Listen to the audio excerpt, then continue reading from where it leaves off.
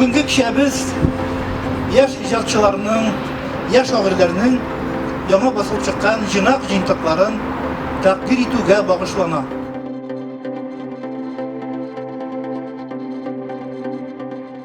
Татар әдәбиятында яңа әдәби буын формалашып килә. Бу бик куанычлы хәл, чөнки һәр яңа көчле, егәрле буын ул бик авырлык белән туа.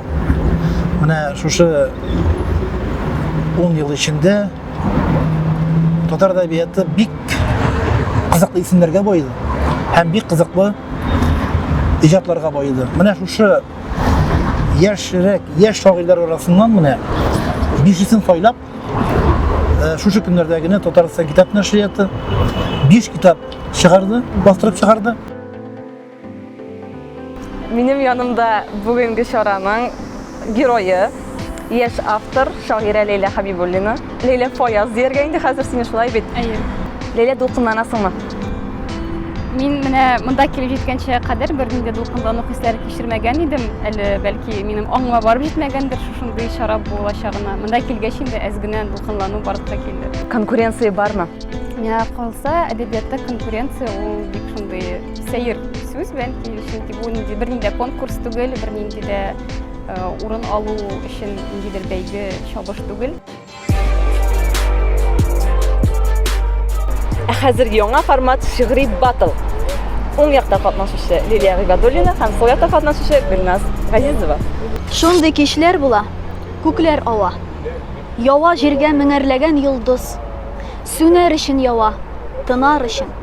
Калсын өчен җиргә утлар ялгыз. Үзәгеннән сына ияләре, тибри җирдә сүзсез күләгәләр. Меңәрләгән йолдыз ява күктән, карашларын күккә тисә әгәр. Сөйлә миңа, кайсыдыр бер илдә кызлар ничек атта чапканны. Сөйлә миңа, мәчет бабайлары ничек итеп бәйли чалманы. Дөнья гамын сөйлә ничек сиңа юл күрсәтә Идел йолдызы. Кайсы ярына океаннар юа. Китик шунда бәлки, юл сузып. Ни өчен 5 китап? 4 түгел, 6 түгел, 10 түгел. Әле без аны 10 иттермәкче дөресен әйткәндә. Ну, акчабыз җитмәде. Конечно, акчадан да тора. Икенче соравым, ни китап арзан тора? Нигә арзан? Халыкка якынрак булсын өчен. Кубасыннар өчен. Чөнки менә кыйбат дип алмаска мөмкиннәр. Инде төп максат инде монда яшь шагыйрьләребезне канатландыру, аларның иҗатына киләчәктә дә иҗаты дәвам итәчәк дигән өметтә калу. Һәм инде яшерен батырын түгел, бу һәр яшь шагыйрьнең, һәр яшь авторның үзенең максатчан аудиториясе бар. Һәм менә инде бу китапларны алар ярдәмендә шушы үзләре тирәсендә аларның иҗатын яратучылар арасында никадәр күбрәк таралуы, ул безгә тагын да укырга яраткан, әдәбият яратучы аудиторияны үстерүгә тагын да бер зур йогынты ясар дигән өметтә торабыз. Алмаз бу ничәнче китабың? Синең кулыңдагы бармакларың җитмәячәк санап бетерергә икенче. Син бирә шуңшы икәнсең. Беренчесендә проза идеме, шигърият идеме? Мин беләм син хикәядә язасың. Беренчесен уныта башладым, но проза ие булган. Икенче китабың ник кулыңда түгел? Син укып чыктыңмы аны? Китабым минем күңелдә һәр вакыт, шуңа күрә мин аны үзем белән йөртмим. Яратмаган шигырьләрең кердеме? Яратмаган шигырь юк. Чынлап әйтәсең. Чынлап Бер әйтәм. ялгансыз. Ну, бераз ялганлыймдыр бәлки. Яратканы? Яратканнары күп. Мәхәббәт турындамы?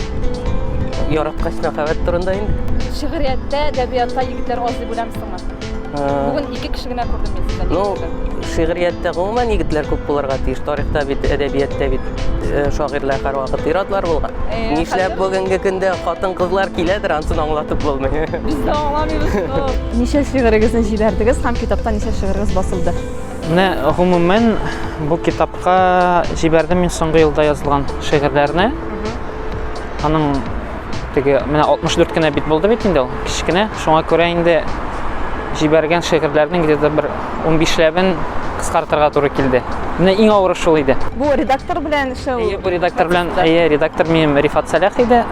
Аның белән бергә эшләү иҗат процессында инде менә бу. Шул шигырьләрне кыскарттылар, иң авыры шул иде. Бу китабыгызга балык теле шигыре кердеме? Балык теле керде. Чөнки менә чынлап та минем теге менә бүген дә әйттеләр бит инде шагыйрь белән янәшә бара торган теге үзенең шигырьләре бар дип. Менә балык теле минем шундый шигырьләрнең берсе. Менә балык теле керде, капитан иртә әле атыларга керде. 5ләп шигырь керде менә шул. Иске шигырьләр. Bu zaman şul kadar tizlendi. Үзгәрде яшәүнең мәгънәсе. Әйдәле шушында тукталыйк. Тукталыйк һәм бераз көч алыйк.